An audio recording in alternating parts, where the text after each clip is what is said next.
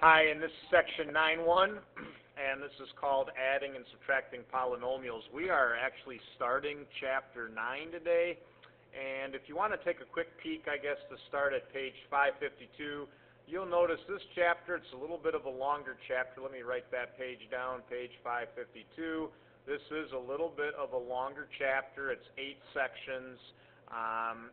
And we're going to learn how to work with some basic polynomials first, adding and multiplying them, and then later on in the chapter we're going to learn how to factor what's called a trinomial. So a lot of things we need to do in this chapter. It's going to take us a few weeks to actually work our way through it. This first section is called Adding and Subtracting Polynomials, and it's on page 554, so I would suggest going there. Page 554. Okay, and you know we always start off with vocabulary. I would highly recommend you take notes today. You need to know this vocabulary, and I am very confident most of this vocabulary is new to most of you. So these are terms that we need to know. I'm going to speak them in class, and if you don't know what the terms mean and I'm speaking them, it's like a foreign language, and you're just going to be lost, and then you're going to fall behind, and you want to get off to a good start in this chapter. So the first term we want to look at is what's called, this thing that's called a monomial. And a monomial it can be a few different things. It can just be a number, it could just be a variable, or a product. Remember, product means a multiplication of numbers and one or more variables with whole number exponents. So let's look at some examples of what a monomial could look like. It could be just a number like 10. It could just be a variable. I guess I didn't write a variable down, but let me just do one. It could be a variable just like y. It could be a product of a number and one or more variables like 5a. And my variables can have exponents as long as they are whole number exponents. Remember, that whole number exponents means positive integers or 0. So here would be an example of a number multiplied with variables, and it has a whole number exponent, 1/2 xy cubed. This is a monomial. Or negative 2.3p cubed. This is a monomial. Remember, product means as long as I'm multiplying things together, it's under the umbrella of monomial. Okay, here are some things that would not be monomials. These are not monomials, like 5 plus a, because remember it's multiplying. This is an addition. This is not a monomial. Actually, this we're going to learn on one of my next slides. This thing here would be called a binomial. Okay, this would be called a binomial. This is a polynomial. We'll learn about what a polynomial is in a minute. This is a binomial. This is not a monomial because think about it. When you have divide by x, that means you really have x to the negative first power. Okay, product, not division. So we can't have x's in denominators because that means we had a negative exponent to get x in the denominator. We do not have a whole number exponent here, so this is not considered a monomial. And obviously, c to the negative fifth, not a whole number exponent, that's not a monomial either. So these would be examples of things that are not monomials, things that would not be under that umbrella. Okay? Now, monomials have a thing that's called a degree. And a degree, it's the sum of the variable's exponents in the monomial. Okay, it's the sum of the exponents in the monomial is what I would say. Okay, sum, remember, means addition. So let's talk about some examples. Let's take the number 5. Constants have no degree. So constants have a degree of 0. So the number 5 is a monomial, based on my previous slide. This would be a 0-degree monomial. There's no exponents in it, 0 degree. 4y would have a degree of 1. Here's how. The number 4 has a degree of 0, just like 5 had a degree of 0. Constants always have a degree of 0, but y is to the first power, and so when you take 0 degree for 4 and first degree for y, when you combine those together, sum is add them up, you have degree 1. So this is a first degree monomial. 12x squared y has a degree of 3. The constant 12 has no degree. X squared is second degree. Y to the first is first degree, and when you add up 0, 2, and 1 degree, you have 3 degrees. So this would be a third degree monomial. And I better just make sure everything on, oh, I had one more thing on the slide. Got to go through them all. This would be a sixth degree monomial. 7, the constant 7 is 0 degree. A squared is second degree, B cubed 3 degrees, and C to the first 1 degree. When you add those up, you have 6 degrees. This is a sixth degree monomial. Remember, it's a monomial. We're just multiplying constants and variables together. That is a monomial. Okay, now let's talk about this term, and you'll see it on page 554, polynomial. A polynomial is just a monomial, or it's a sum of monomials. So a monomial is part of the polynomial family. A monomial means it's only one polynomial. It's just one. Polynomial means it's any in the family. It's kind of like the plural of monomials. So a monomial means one polynomial. Now, if you remember a few slides ago, I said that this was called a binomial. Now, I think you know what the prefix bi means. Bi means two. Binomial means I have two monomials being added or subtracted together.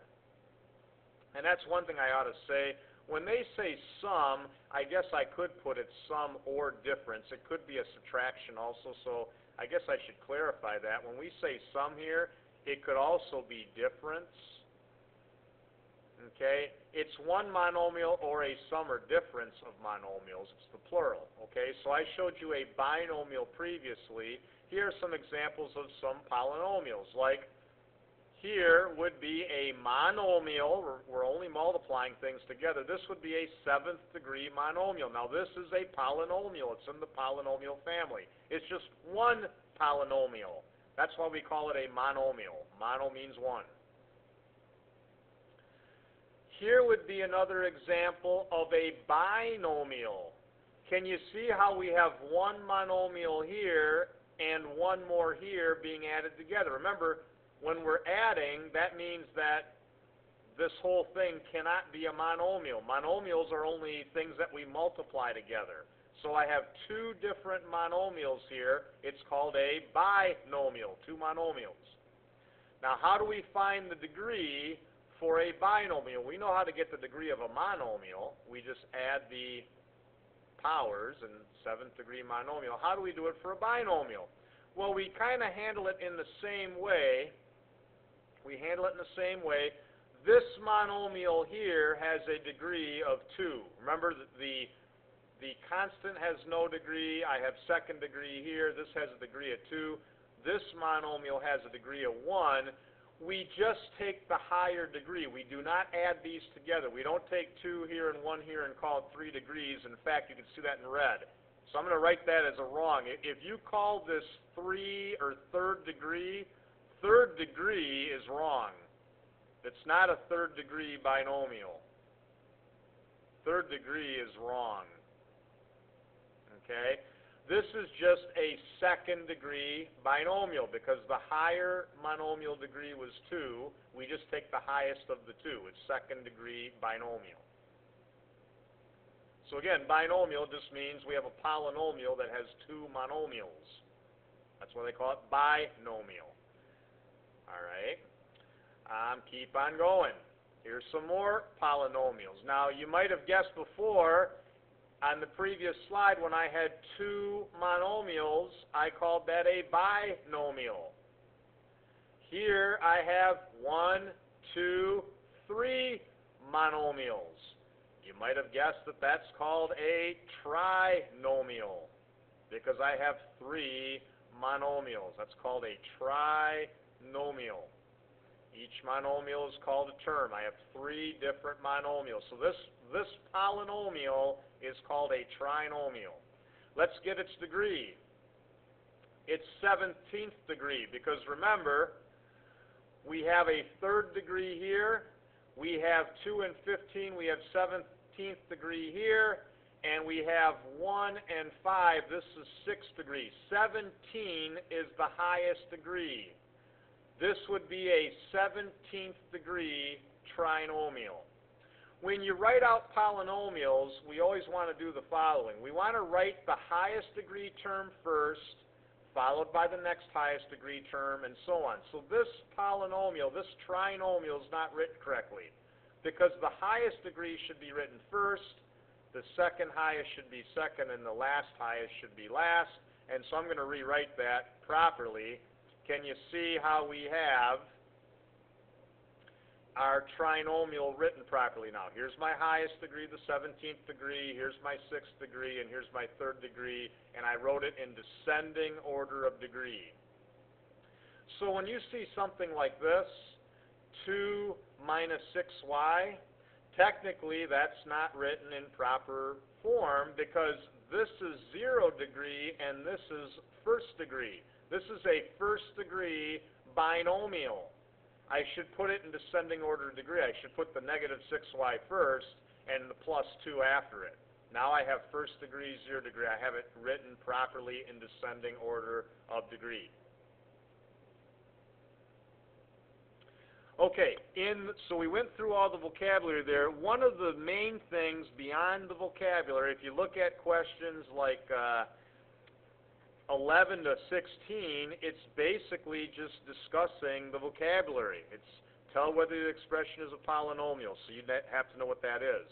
If it's a polynomial, find its degree and classify it by its number of terms. That's, again, vocabulary.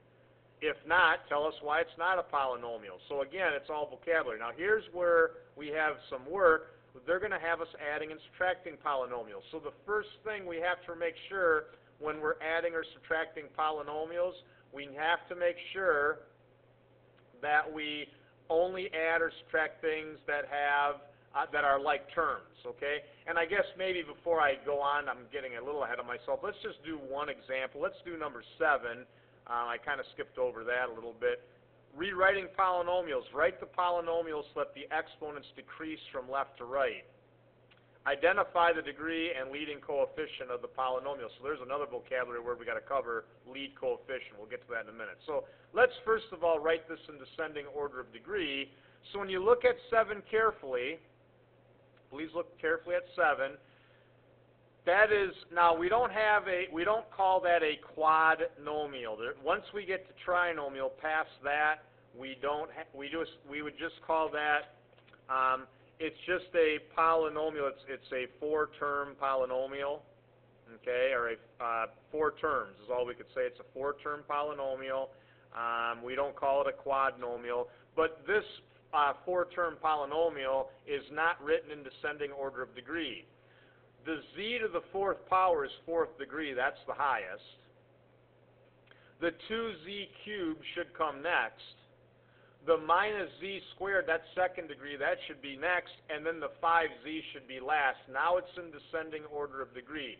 This would be a 4th degree 4-term polynomial. It's 4th degree. I just said it. What does the word lead coefficient mean? They also asked us to identify the lead coefficient. We have identified the degree. We identified that it has 4 terms. What's lead coefficient? Lead coefficient simply means it's the constant in front of the first variable. So when we write this in descending order of degree, you can see the constant in front of that first term is 3. So the lead coefficient in number 7 is 3. So that's what they're asking you to do in numbers 3 to 8. Again, that's just vocabulary stuff. Just the same thing with 11 to 16. It's understanding vocabulary. So now I think I'm ready to go to adding and subtracting polynomials. I got a little ahead of myself on that last slide. Okay, you can only add or subtract like terms. That's a big deal. Okay, and you've already learned this earlier in the year. Like, for example, you cannot, let me write this in red, you could not take 2a plus 3b and somehow call that 5ab. If you're doing that, you are screwing everything up. Doesn't work. Okay, here's another one. You can't take, and I see this happen all the time, you can't take 3x squared plus 4x and add those together. Remember, like terms have to have the same variable, same power. These variables are not alike. You cannot add these. If you somehow, do one of these deals, you've screwed everything up. We can only add or subtract like terms. So I would always recommend using a vertical method of adding these. Now, if you're good at this, you might not need to do this, but when you look at 18, take a look at 18 in your book on page 557. The problem says h squared plus 4h minus 4 in parentheses, and we're adding on to that 5h squared minus 8h plus 2. We're adding two trinomials together. You can only add terms that are alike. So here's my first trinomial, and here's my second, and I arranged these vertically, and I did it for the following reason. We can only add the terms that are alike. So as I'm looking at this carefully, do you notice I can only add h squareds with h squareds? I can only add h's with h's, and I can only add constants with constants. So now we got to be real careful here.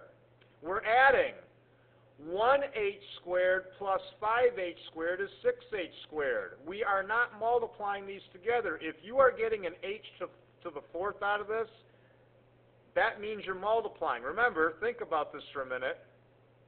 H squared times h squared, when you have the same base and you're multiplying, you add the exponents. That's how you get an h to the fourth.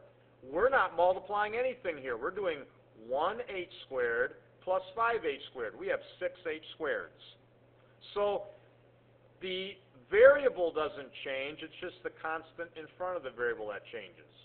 Here we have 4h plus negative 8h. Well, 4h plus negative 8h is a negative 4h, and negative 4 plus 2 is negative 2. We end up with just 6h squared minus 4h minus 2.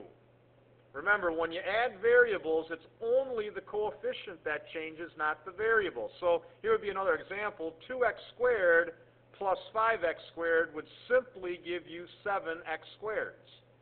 If you are coming up with, and this is the common mistake I see, I will see people get 7x to the fourth out of this. Well, if you're doing that, that means you multiplied x squared and x squared. We're not multiplying here. We're just taking two sets of x squared. We're adding on 5 more sets. You have 7 sets of x squared. Let's go to 24. Again, you can see I arranged these vertically. I have, in my first trinomial, I have 9b cubed minus 13b squared plus b. Now I'm subtracting away. In my second trinomial, I have negative 13b squared. Do you see how I wrote that in the b squared column? Minus 5b. You notice how I wrote that in the b's column? Plus 14, I wrote that in the constants column. There was no constants in the first trinomial. Now I'm subtracting. We've got to be real careful when we subtract. 9b cubed minus nothing, let me turn on that layer, minus nothing is 9b cubed. Negative 13b squared minus negative 13b squared is nothing. b minus negative 5b, that's positive 6b. Think about it. 1b minus negative 5b, remember, add the opposite, that's 6b.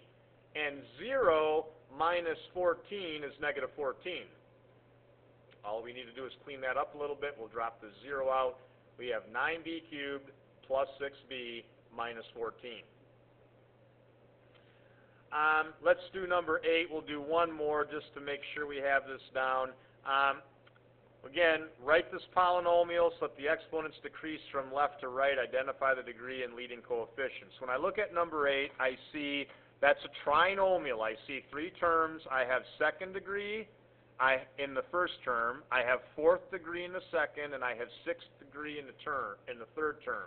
I should write the 6th degree term first, followed by the 4th degree term second, and the 2nd degree term last. And you notice how I kept the signs in front of each like it was in the problem originally. Got to keep the signs in the right order. So this is a trinomial. It's 6th degree. The highest degree of any term is 6, so it's a 6th degree trinomial.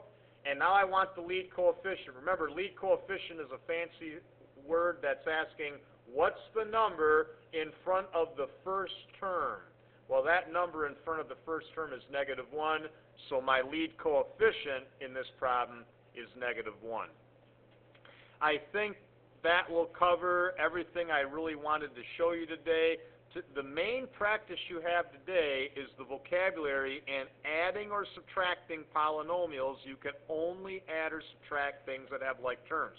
I would also highly suggest you look on page 555, look at example 3A and B, and also look on page 556, example 4, and look at example A, in part A, part B, and example 4, and look at those examples to make sure you know how to add or subtract polynomials properly.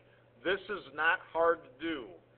When people screw this up, it's because they're not adding or subtracting like terms together, and then it's just a mess. So, A, I hope you watch this video carefully, and if you have to slow it down or watch parts a second time, please do so. If you get on top of this chapter early, this can be real easy to do. If you fall behind right away, this is going to be a headache the whole chapter, so you need to make sure you have this section down.